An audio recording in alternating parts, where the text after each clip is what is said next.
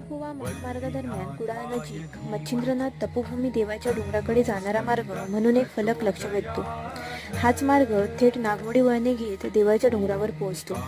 भर दुपारीही तेथे पोहोचणाऱ्या प्रत्येकाला शांतीची प्रतीती येते.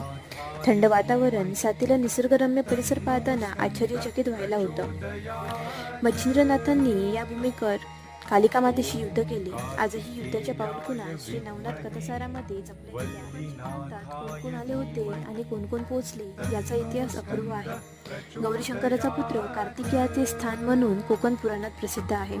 मच्छिंद्रनाथ कार्तिकेयाचे स्थान पाहूनच कोकणात दाखल झाले असे नवनाथ कथासारातून समजते.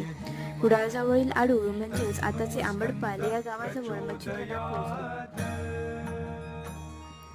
मच्छिंद्रनाथांनी आपल्या तपाला सुरुवात करण्यापूर्वी कालिका देवीचे स्मरण केले व तू माझ्यासाठी जागी राहा व काव्यग्रंथाला आशीर्वाद दे असे